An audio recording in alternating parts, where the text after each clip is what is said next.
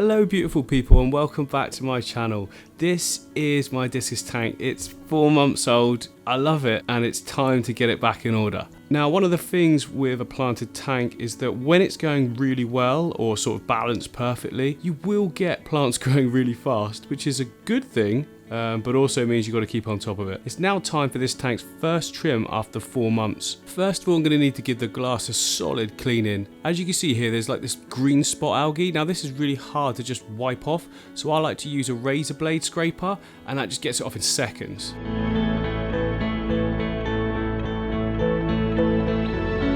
If you don't use a razor blade like this and you just use a pad, you'll just be scrubbing for ages. Get yourself a razor blade scraper. Also worth mentioning to you guys that might be struggling with like green dust algae on your glass is that the more established the tank is with the more healthy plants, the less you sort of get and the easier it all becomes. Eventually you'll be able to leave the glass for like 2 weeks like I do here without getting a lot of green dust on it at all. So now that the glass is clean on the tank and we can see what we're doing, we can make a start on the reason for this video, which is trimming the plants. They have grown absolutely massive. I'm a big fan of this new plant I've never used before. Well, it's not a new plant, but it's new to me. This plant right in the foreground is Hygrophila compacta. I'm not entirely sure why it's called that because to me it looks massive. I guess it means with how close the sort of leaves grow together. There's not a gap between each node very much. Now it looks so vivid and green and beautiful that I don't want to trim it at all. But I've got to, that's why we're here, isn't it? Every single plant is getting a cut right back. This is one of those things of taking a step back to go 2 forwards.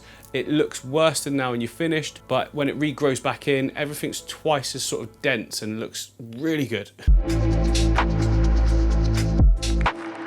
So the first plant I'm going to trim is the Ludwigia repens in the midground here. This stuff grows so fast and even in a low tech setup like we've got here, it grows super tall quickly. Plant can look kind of leggy though, so you need to hack it back to keep it nice and dense. Be sure to put it as a mid to background plant though, because it can get jungly very fast. So then naturally the Discus kept getting in the way of the camera when I was trying to show some trimming in these foreground Ludwigias. We've got Ludwigia repens here and Ludwigia super red. The Ludwigia repens grows really tall and fast and the super red medium sort of pace, but it all sort of needs hacking back to a base level. So I didn't actually plan on keeping my trimmings, but as soon as I see them floating on top of the water like this, I just have to save them. They just look too good and too healthy not to keep. So what I've done is group them all together, put them into a ceramic ring, and then I just dropped them into one of the plant storage tanks that's growing other plants really well. I have absolutely no idea what I'm going to do with them yet, but I'll find a place at some point.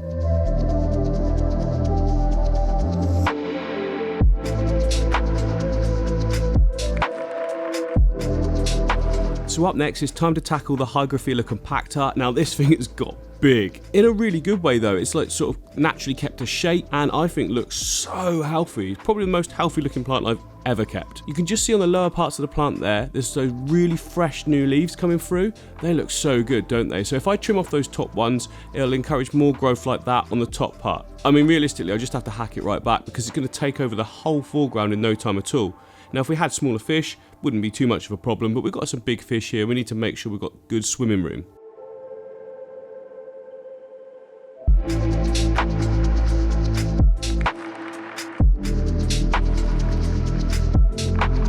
Up next is the background plant, Hygrophila polysperma. Now this stuff grows like a weed. It just needs hacking right back, right down low. It's going to look great again within like a week. This is actually one of those really good plants for new setups because it pulls nutrients in so fast that it can really help with initial setup, cycling of your aquarium without getting an algae bomb everywhere. And there's also that one tall Ludwigia granulosa in the back there. I'm going to trim that right down low and replant it. Then we should have 2 shoots coming from that area, 2 or 3 actually. Sometimes it just shoots out 1 more, sometimes 2 more, hopefully 2. Now, as I said previously, I'm going to be cutting back every single plant. I need to be ruthless, so I'm really going for it here. I'm starting to feel like a hedge trimmer would have been more appropriate than scissors.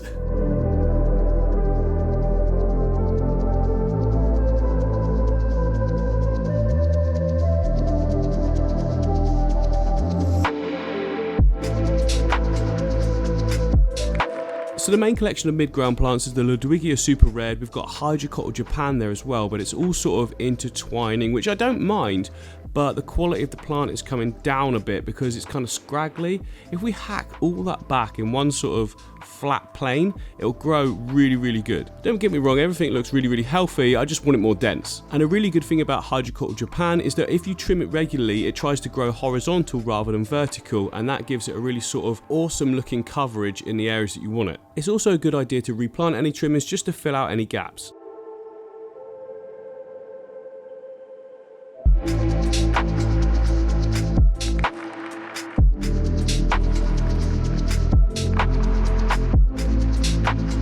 Right, so it's now time to tackle some of the red plants. Now, I recently set up a really, really good looking tank, even if I do say so myself, for my golden ram and some ember tetras. So when I set up this aquarium, I wanted to make sure that I had quite a lot of red plants and the green plants. So why not take some of those red plants from the Discus aquarium and transfer them across? Especially that Rotala macadandra, I think that's how you say it. That's gonna look really good in the foreground. And then we've got all those tall Ludwigia super reds as well to add to the amount that we've already got. I might even start bringing some across as well in the aquarium.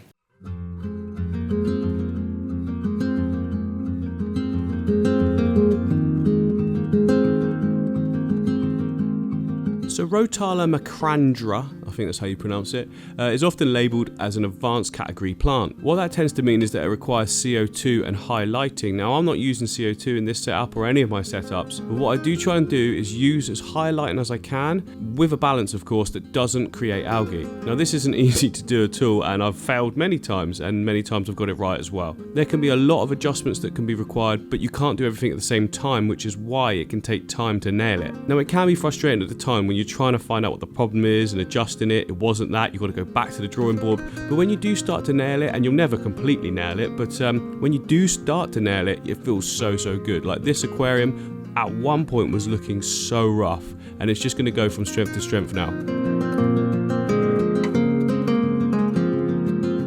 So I now took my time at collecting up all the little stems of Ludwigia super red that are floating on the surface.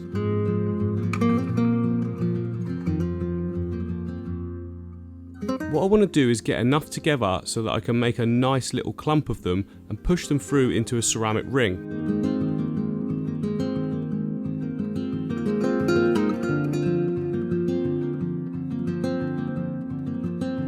It's then just a case of plopping the bunch on top of the substrate in the tank. Now, I don't even have to push it in. Because these are stem plants, the roots in no time at all will find their way into the substrate, and there's actually dirt under the sand as well, so it's going to grow amazing.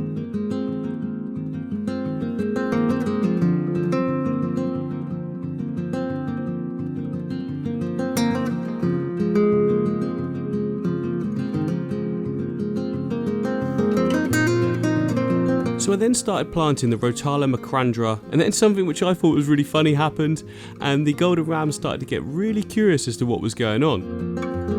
At first he just come around the corner taking a little peek, but then he got closer and closer and really confident. Now, I assumed when I put some more Rotala back in he'd clear off, but that wasn't the case at all.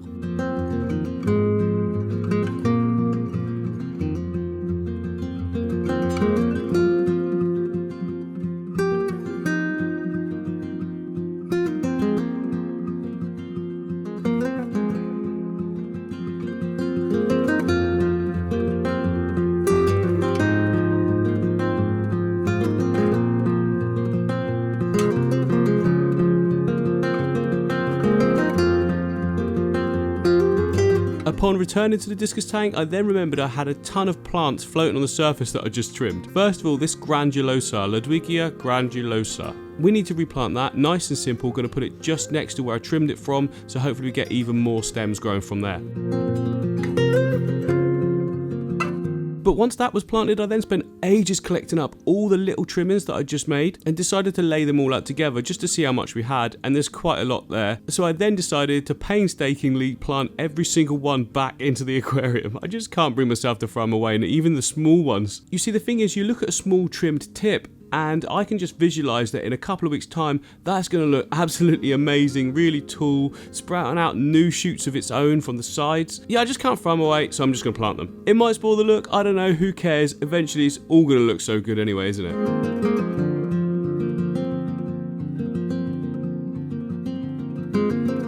It's It's then time to tackle the right hand side of the tank, and first we're going to start with this mushroom cloud of Hydrocotyl Japan. I basically trimmed it in half, separated into little sections and replanted them dotted around the tank in gaps I could see. And then the same with the Ludwigia granulosa. I snipped it right down low and then replanted it so it's peeking over the top again. Just like on the other side, we should get even more shoots sprouting out of it.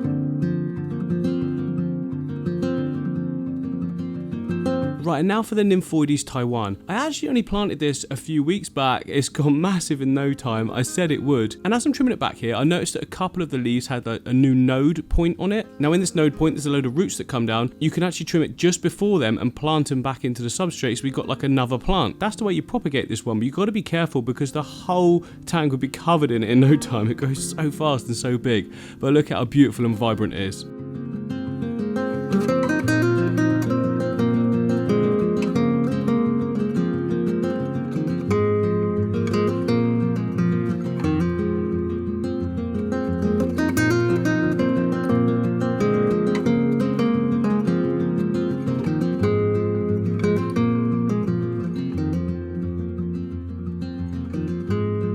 Regarding the Amazon swords, there was a couple of leaves that turned a little bit yellow and some that just weren't quite as healthy and poppy as the rest of the leaves. Simple, just pluck them and pull them out. They won't repair, they're just pointless. Take them out, new ones will go in their place and look great.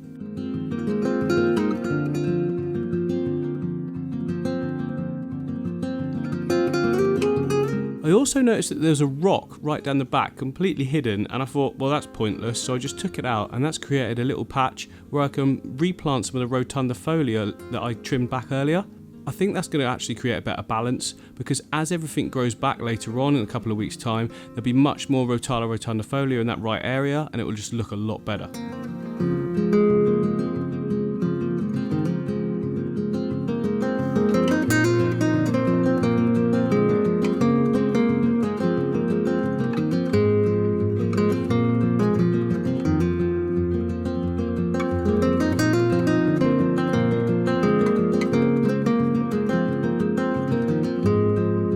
Next up, it's time to battle the cyanobacteria that's sort of hanging around the front glass area just below the substrate. This is actually a really normal occurrence in most aquariums. Basically, there's zero flow in that area, is there? And there's also light being exposed to it from outside of the tank. So what I like to do is just run the card into there and just push back a bit so that the sort of gravel falls in, fresh gravel falls in, pushing the cyanobacteria into the substrate, meaning it's no longer to have access to any light, is it? So it'll just die off itself.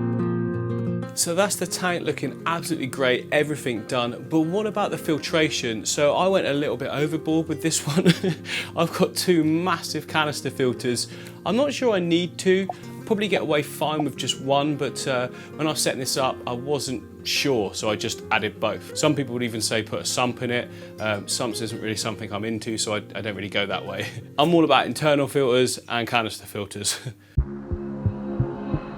So it's time to sort out the filters. This is the Awase 850 Thermo, I think that's what it's called anyway. What I like about it is that it's got built-in pre-filters, so you can just pull the sponges off of them, wash them in a bit of tap water. Yes, tap water's fine.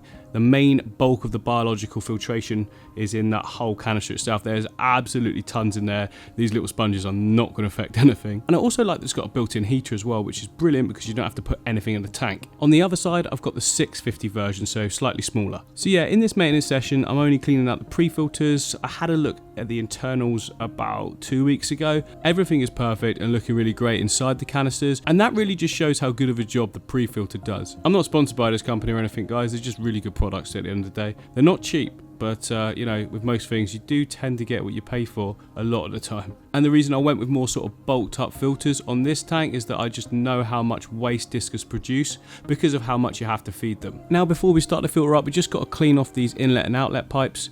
Real simple to do. Actually, on the outlet there is the only little piece of cyanobacteria left in the tank. I did have an outbreak about after a month after I set it up. Quite bad. But yeah, I managed to get rid of it. The main way I managed to get rid of it was putting a ton more nutrients into the soil and getting the plants to grow as fast as possible. But yeah, on this little bit of metal here with a light shining, probably not a lot of flow. Whatever, it's just there, but it easily wiped off.